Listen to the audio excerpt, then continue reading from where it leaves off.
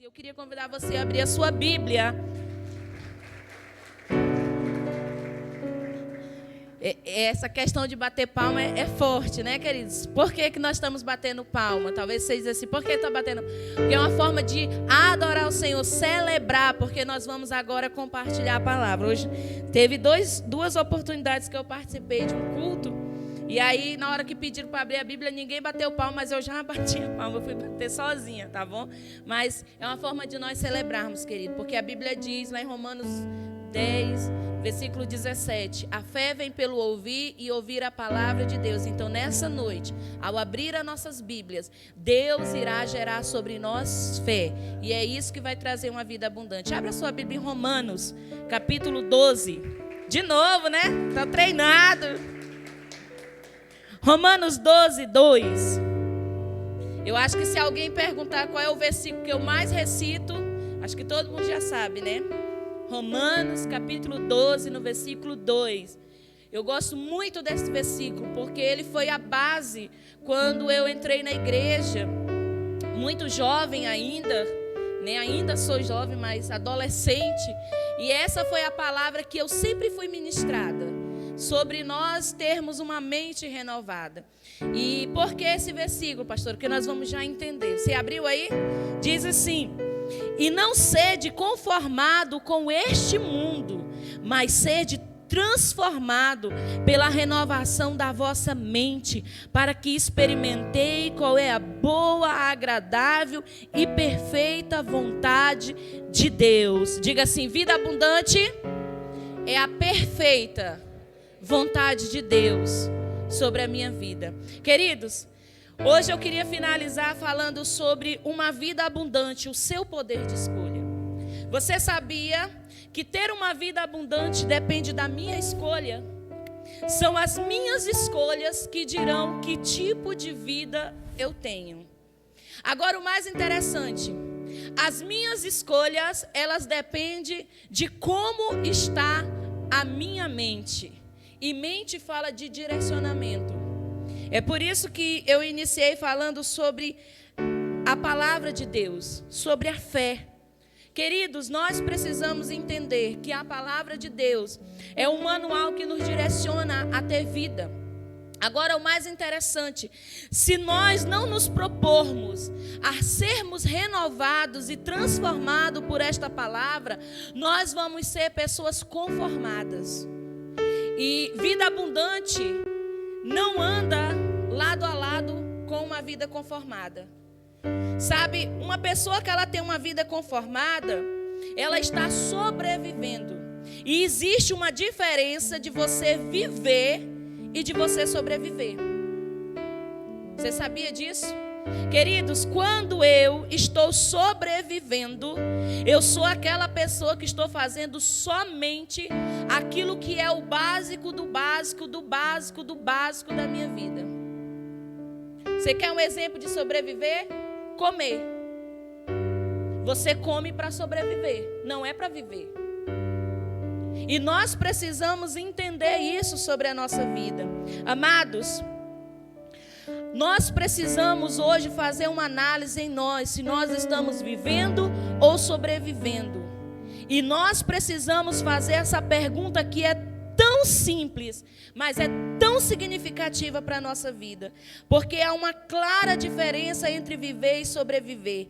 Viver é aproveitar a vida. Quando eu estava lendo essa palavra, veio uma pergunta. Hoje você está aqui, você aproveitou desse momento de adoração? Você se derramou? Você chorou nos pés do Senhor? Você saiu de tão longe da tua casa. Você poderia estar sentado lá no teu sofá, com o controle na mão, escolhendo o que você poderia assistir. Mas você veio para um lugar que não foi você que escolheu os louvores, mas foi o próprio Deus que escolheu aquilo que Ele queria ministrar na sua vida. E você aproveitou e recebeu aquilo que Deus estava ministrando agora há pouco. Você está sentado aí. Deus está falando, porque eu aqui sou apenas um instrumento, mas eu sei que você também aí onde você está, o Espírito Santo ele está falando, porque agora há pouco mesmo no louvor, antes de finalizar o louvor, Deus falou comigo algo muito poderoso. Na hora que estava finalizando aqui, dizendo, incendeia-me, eu disse, Senhor, incendeia-me. Traz uma ativação profética sobre a minha vida novamente. Traz de novo uma essência novamente. E aí Deus disse, você sabe que para que haja fogo, precisa haver lenha. E mais uma vez, Deus reativou uma palavra que Ele disse algum tempo atrás para mim. Sobre o fogo das carroças. E Deus disse, você vai viver o fogo das carroças que você tem queimado. Sabe, queridos, isso é viver. Você vir num lugar como esse, aonde há uma atmosfera de Deus, aonde Deus pode mudar a sua vida e você entregar tudo a Ele. Nós não podemos querer o fogo se nós não estamos dispostos a ser a lenha.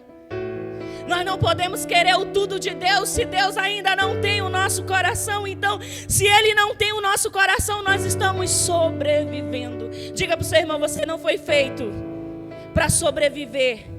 Você foi feito para viver e viver uma vida em abundância. Aproveitar a vida que Deus nos deu na cruz do Calvário.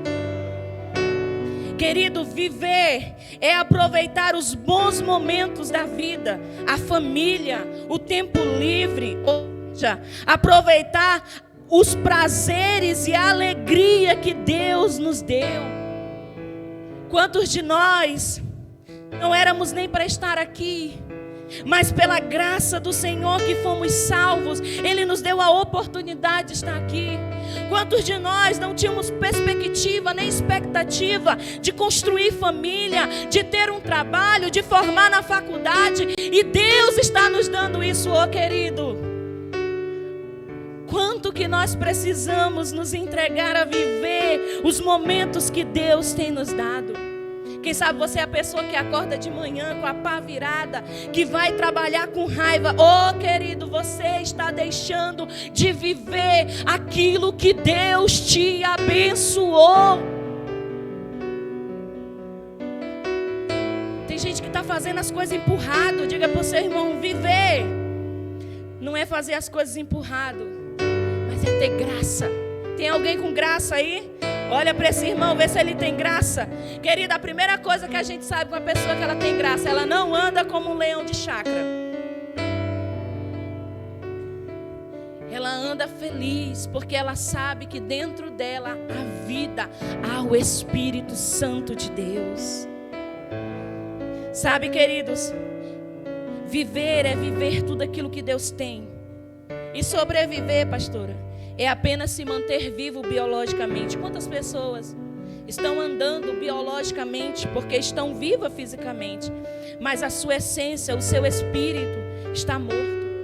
Elas comem, dormem, fazem as suas necessidades básicas, mas sem prazer, sem nada de relevante, nada na vida dela muda. É quase viver por um instinto, é como ser um animal. A diferença é que somos racionais e os animais são irracionais. E não foi para isso que o Senhor nos chamou. O Senhor, quando Ele fala de vida abundante, Ele fala de um novo nível sobre a nossa vida. Você pode dizer isso para o seu irmão, um novo nível. Sabe, querido, vida abundante é você viver, é você fazer algo relevante. Jesus, Ele foi o nosso modelo. Eu estou falando para pessoas aqui que Deus tem trazido uma ativação e vai trazer uma ativação. Deus não chamou você apenas para estar sentado. Deus chamou você para fazer algo importante e relevante sobre essa geração. Se você é uma pessoa que trabalha lá na tua empresa, Deus chamou você para ser alguém relevante lá naquele lugar. Sabe, queridos, se nós temos uma família, Deus nos chamou para ser relevante no quesito família, e nós precisamos entender isso.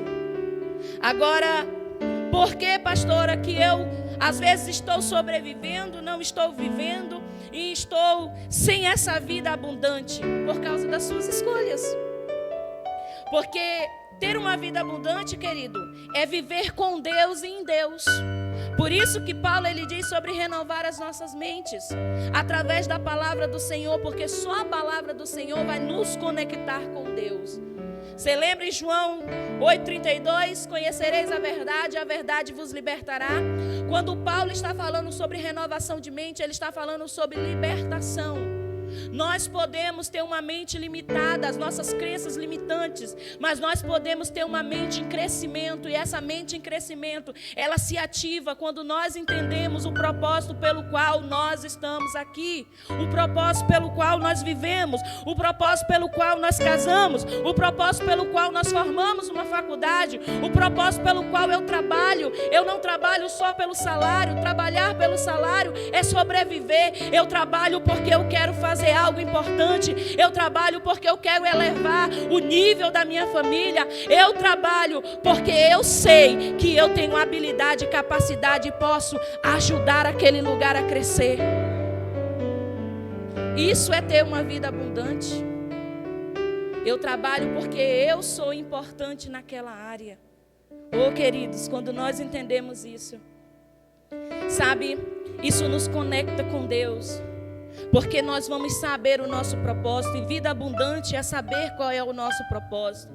E muitas das vezes nós não conseguimos tomar conta e posse dessa vida por conta de que nós aprendemos com as nossas crenças limitantes que um não de Deus é uma punição. E aí eu entro numa palavra que o Senhor manifestou esses dias ao meu coração.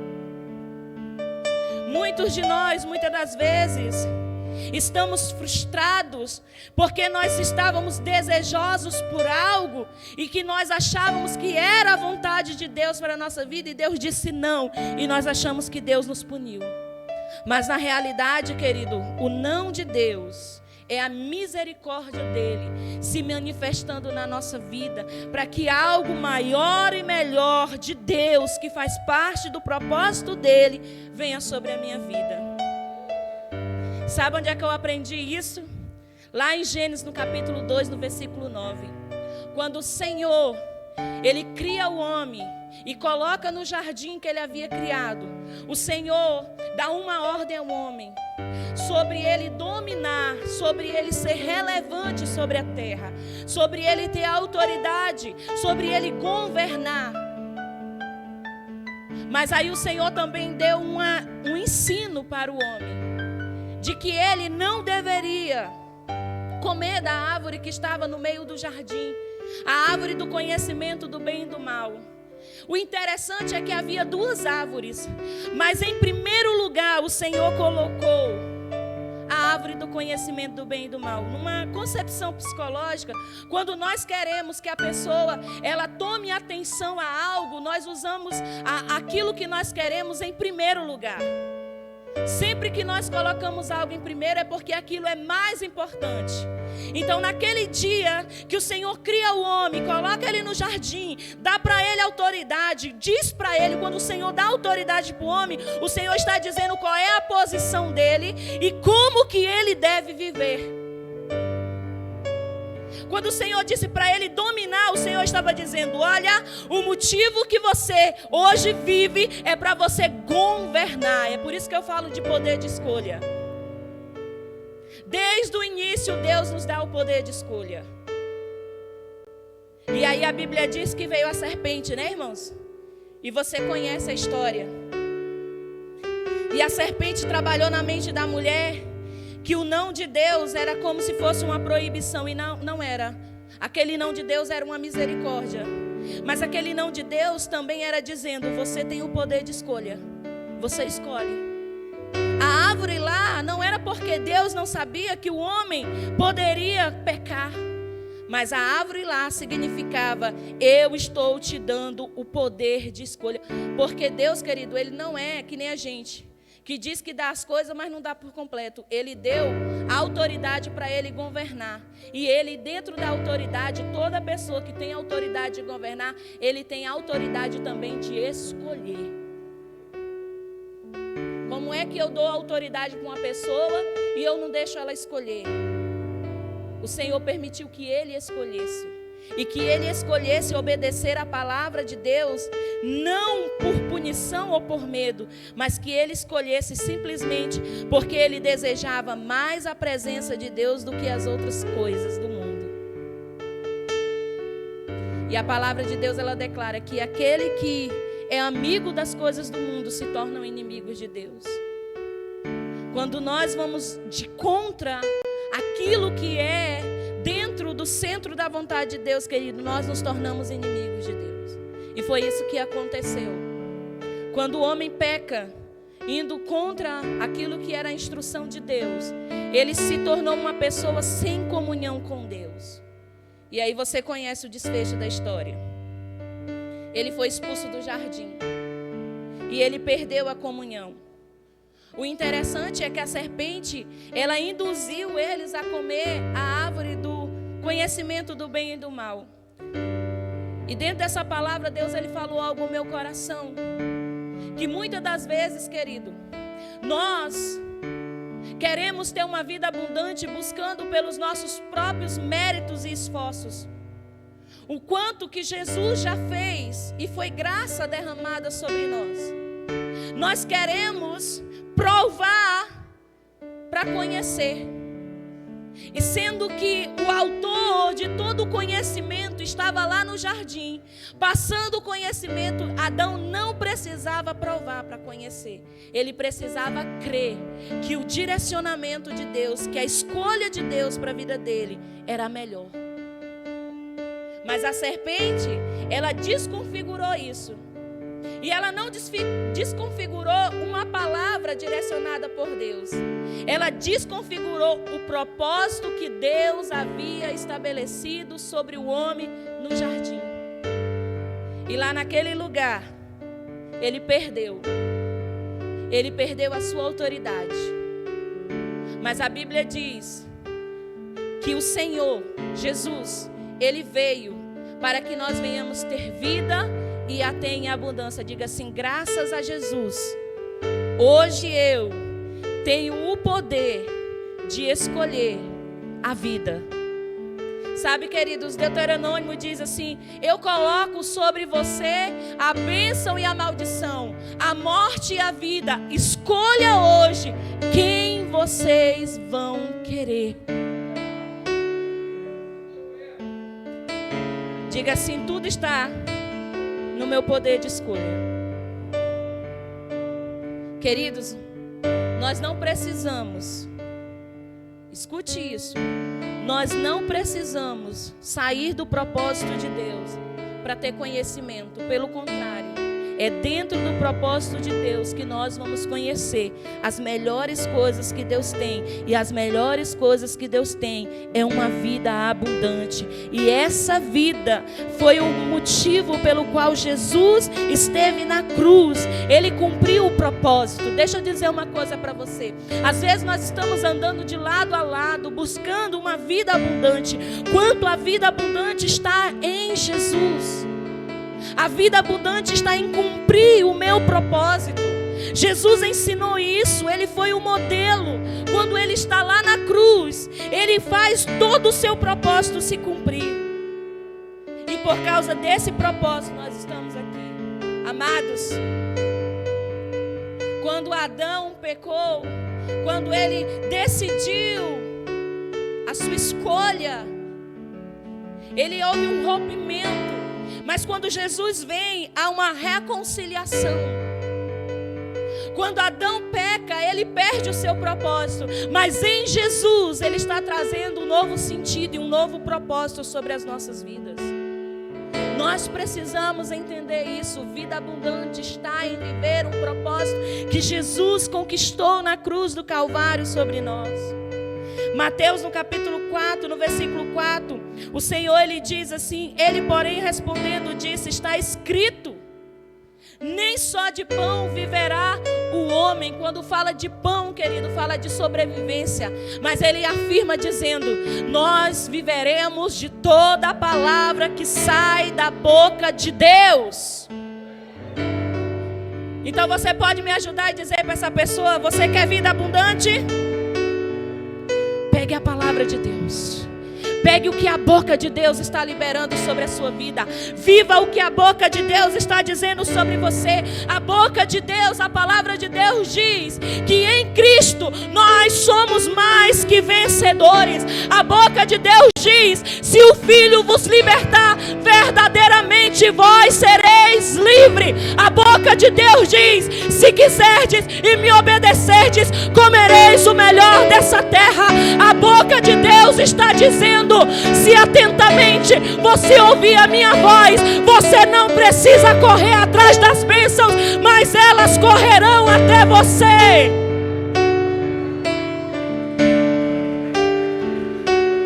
A boca de Deus está dizendo: eu tenho vida e vida em abundância. A boca de Deus, querido, está dizendo: escolha hoje. Sabe, queridos, eu gosto muito do dia que Jesus chega diante de Bartimeu. E ele estava buscando como nós estamos buscando aqui em Marcos capítulo 10. E Jesus pergunta para ele: o que queres que eu te faça? Naquele momento ele poderia pedir uma esmola. A esmola era sobreviver. Mas a Bíblia diz que ele disse ao Senhor: Senhor, que eu torne a ver. Ele estava dizendo: eu quero viver novamente. Eu quero ter uma visão. Eu quero ter os meus olhos abertos. Eu quero ver aquilo que o Senhor tem para a minha vida. Você pode estar aqui hoje sobrevivendo, pedindo um pão de cada dia, pedindo uma esmola para amanhã, mas você pode também estar aqui dizendo: Senhor, muda a minha sorte, muda a minha vida, que a partir desse tempo eu possa ser um referencial sobre essa geração, que a partir desse tempo Deus possa usar a minha vida para abençoar outras vidas. Nós podemos estar no mesmo ambiente e pedindo o suprir de cada dia, mas nós podemos estar nesse ambiente e deixar o Senhor nos lançar para daqui 10 anos na nossa história, e quando nós olharmos, nós não viveremos mais a mesma história, porque o Senhor a mudou. Agora nós decidimos se nós queremos essa nova vida, porque uma vida abundante significa uma nova vida. E uma nova vida está relacionada àquilo que 1 Coríntios 5,17 diz: as coisas velhas, elas se passaram e tudo se fez novo. Não tem como ter vida abundante se eu ainda estou carregando as coisas velhas. Não tem como ter vida abundante se eu ainda sou um odre velho. Eu preciso ser um odre novo, porque vida abundante tem tudo a ver com Deus derramar um vinho novo sobre a minha vida, trazer alegria sobre mim. Abundante fala sobre o nosso corpo, sobre a nossa alma e sobre o nosso espírito. Deus quer trazer abundância sobre nós, querido. E o mais interessante é que essa vida abundante, ela não vem porque eu mereço, ela vem por causa da graça. E a Bíblia diz que aonde superabundou o pecado, ali superabundou a graça de Deus. Eu não sei como que você entrou aqui, eu não sei qual tem sido as suas escolhas até hoje, eu não sei se você merece, até porque a Bíblia diz que nós não somos merecedores de nada. Talvez você, como eu, precise de algo. E talvez em algum momento da sua vida você ainda não tomou posse dessa vida porque você se acha indigno. Mas saiba, Jesus já levou sobre si todas as nossas dores. O castigo que nos traz a paz estava sobre ele, e sobre as suas pisaduras nós fomos sarados. Isso foi a superabundante graça. Graça de Deus sobre as nossas vidas. Um favor imerecido, que nós não merecíamos, porque distante estávamos do Senhor. Mas, através de entregar a nossa vida a Jesus, Ele nos reconciliou com o Pai, nos fazendo herdeiro e co-herdeiro da sua graça, da sua herança. Ó, queridos, quando nós entendemos que é graça, nós nos posicionamos a viver tudo aquilo que Deus tem para nós. E Deus tem vida. Você pode ficar de pé no seu lugar?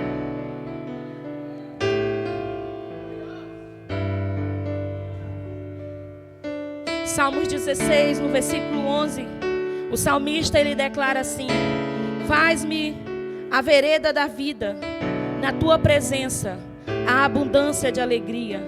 A tua mão direita há delícias perpétuas.